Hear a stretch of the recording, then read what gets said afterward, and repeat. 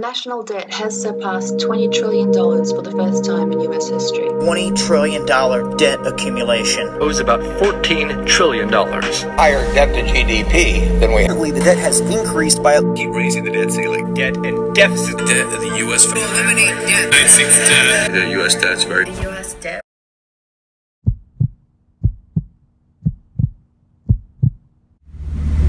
A huge concern for the future and our generation is national debt and deficit.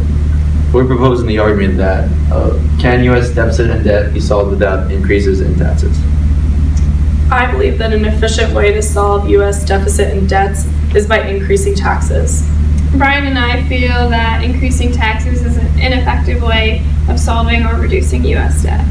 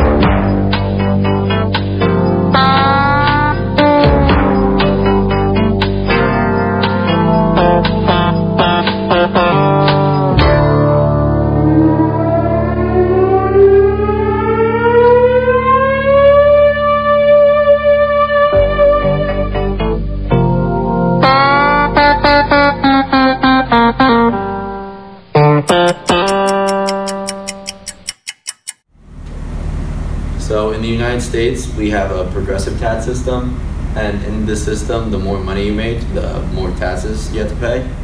And there's different tax brackets.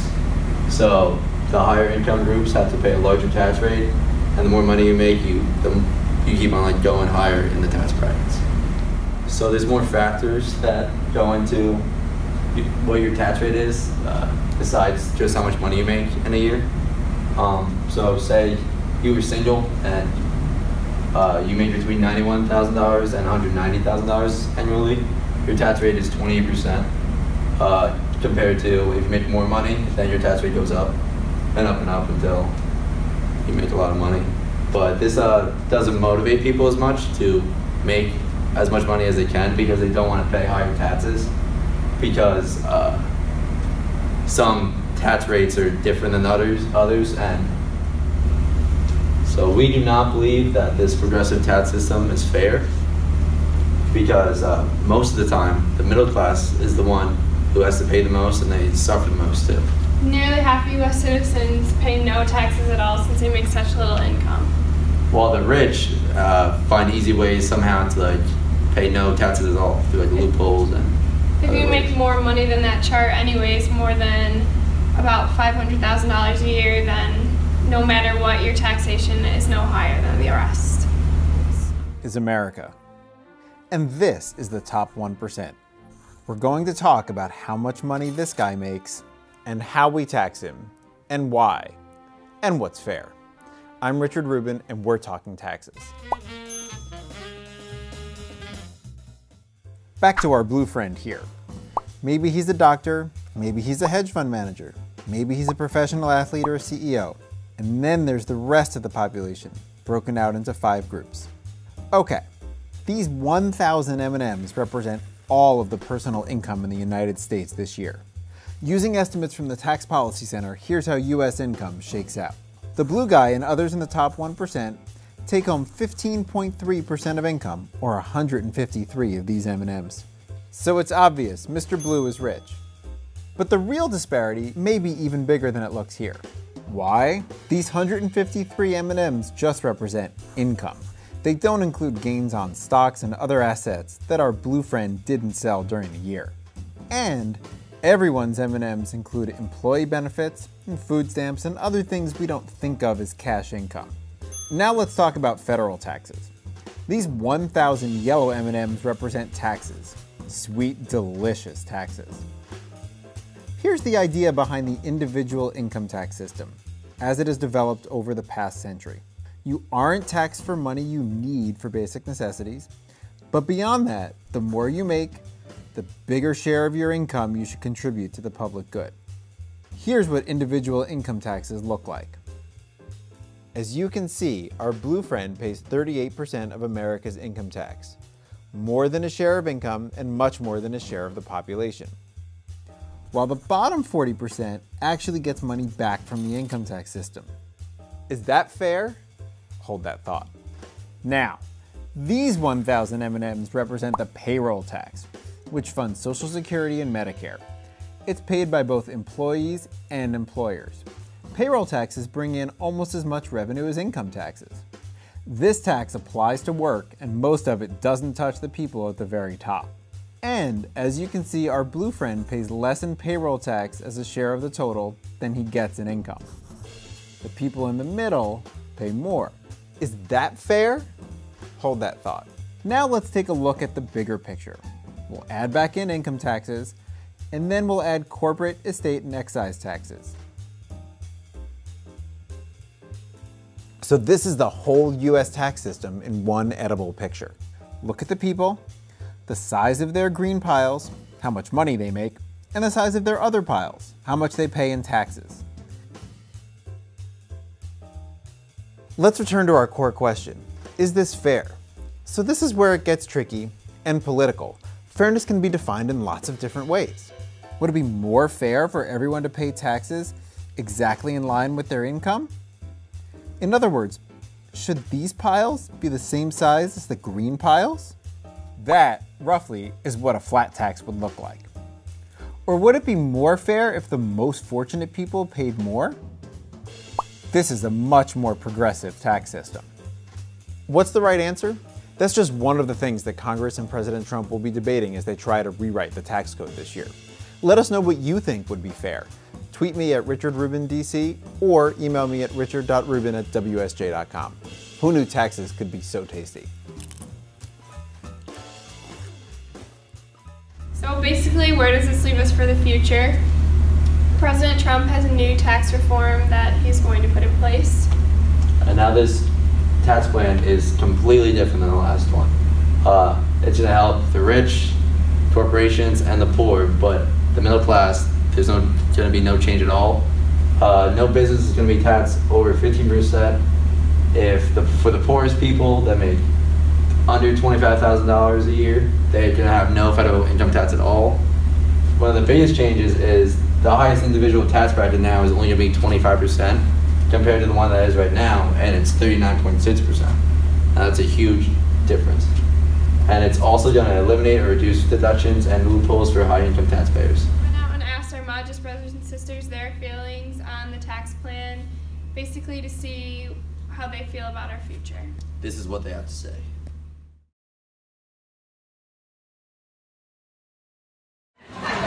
Raising taxes would be an inefficient way to eliminate whatever your question is. What's the question?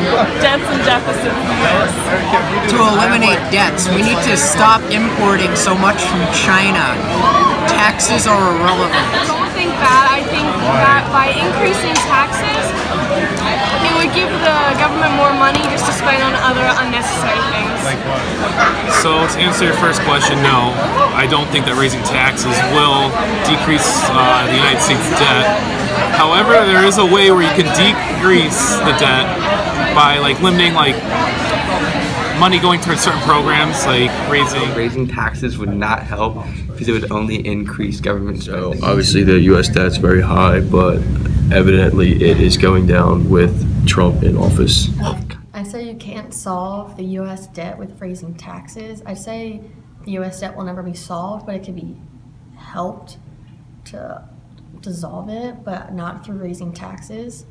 I mean, the tax problem is an issue in itself, but through government funding and other means of supplying there would be other ways, but I wouldn't say just through raising taxes. Yeah, I really don't know how to fix the U.S. debt. I'm not a politician. Yes, I think the U.S. debt is a problem, and I think to solve it, we should raise taxes.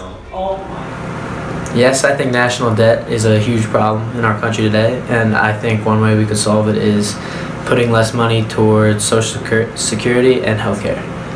No, I don't think we should increase taxes to aid national debt. I think that we spend too much money supporting the military, and I think that if we use some of that money to aid national debt, that it will work better. So where does our money go? That's one of the biggest issues with taxes and government money. Nobody knows where their money's going. We continue to pay taxes, but we don't see anything from it. It's not the answer to solve the debt crisis. When American families spend money, it's the money they earn, their income. But when America spends money, the money they spend is what they collect from taxes. So there's no control over where the money is going. Increasing taxes will not change that. It's ineffective. So America claims they have mandatory spending, but there's no regulations or guidelines. If taxes were to go up, would they change? There's nothing with the system.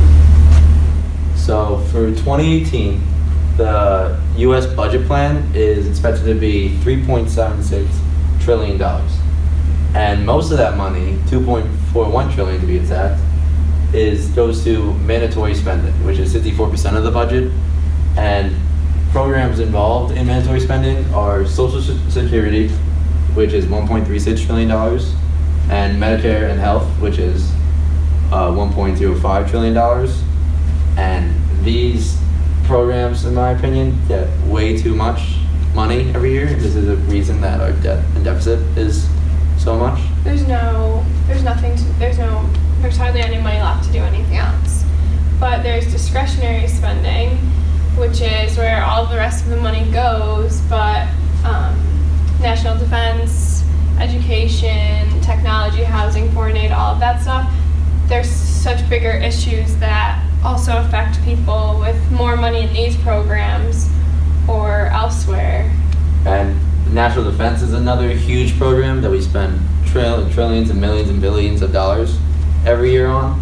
And we spend so much more money than all the other countries in the world. And most of the big spenders are our allies, so there's not a big reason to spend all this money. And we owe so many countries money. So this can be why.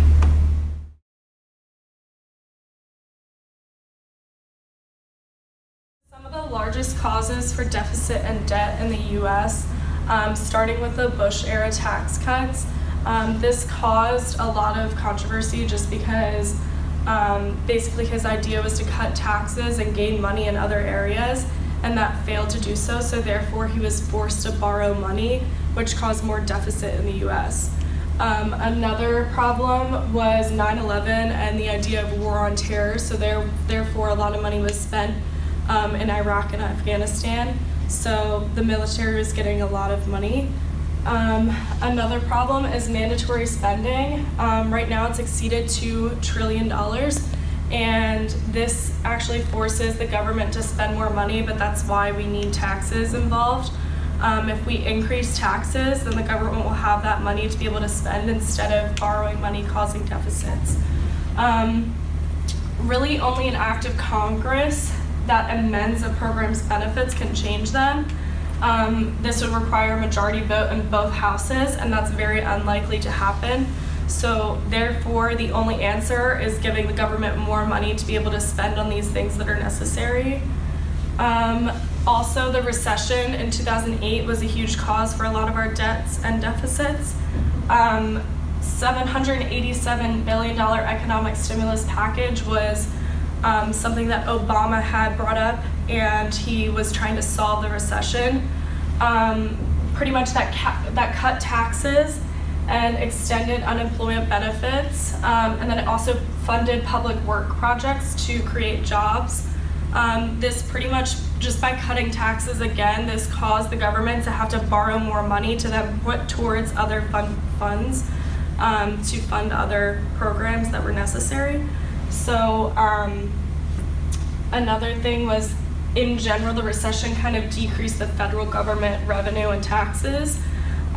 So from $2.57 trillion to $2.1 trillion, and that was like a huge gap. So therefore, they had to borrow a lot of money to make up for that. The most effective way to reduce debt and deficit is by tax cuts. So number one, we are funding too much money towards the military, and that was even brought up in Brian and Molly's points as well.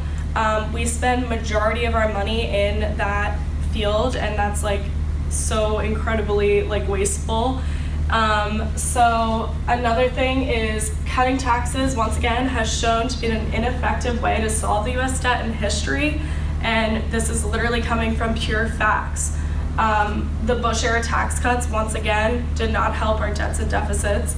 And the Obama economic stimulus package did not help our debts and deficits. So therefore, those were two things that showed in history that it doesn't work. Also, there was an unintentional cutting of taxes that even caused more debt, and that was the recession. You know, the government was experiencing, you know, cut taxes and revenues due to the recession, which once again forced us to borrow more money to actually fund programs that it was necessary for at the time. So pretty much what I'm saying is the only thing we're doing when we're cutting taxes or government revenue is increasing the deficit.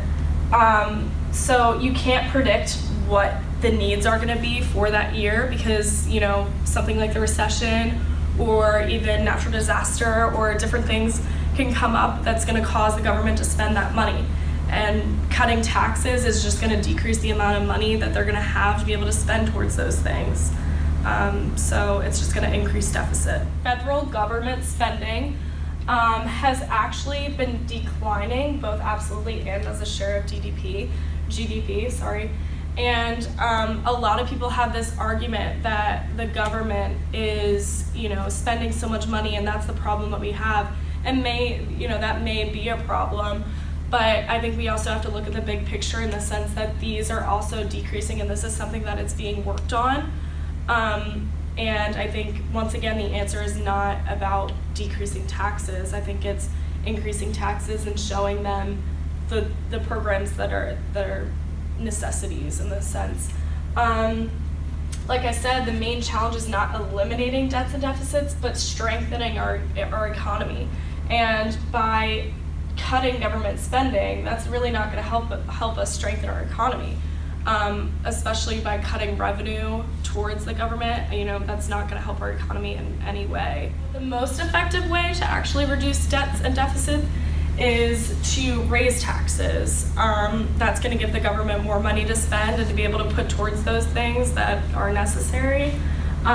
Closing tax loopholes for corporations and the wealthy, and also reducing military spending, which we kind of talked about before, and using the generated revenue to fund a meaningful government stimulus program. So what I'm getting to here is the answer is not the taxes and cutting those taxes or cutting the government revenue. It's actually, you know, providing a way for the government to spend that money in a meaningful way instead of wasting it. This graph here is a pure example. This is actually found from 2012 research, but it's just kind of showing that over time the government has kind of increased their spending when it was necessary, and it says that the shaded areas indicated are actually our recessions. So therefore the government spending money was 100% necessary in that aspect, but as it continues, you can see up top that the government spending has actually been decreasing. So therefore, giving them more money to put towards those programs is necessary. Regardless of your opinion on if increasing taxes is going to help resolve the U.S. deficit and debt, it is a huge problem within the United States. This problem needs to be solved sooner rather than later. Although you may not feel that national debt is at its tipping point, when U.S. dollars start to lose their value, you'll know you'll be affected.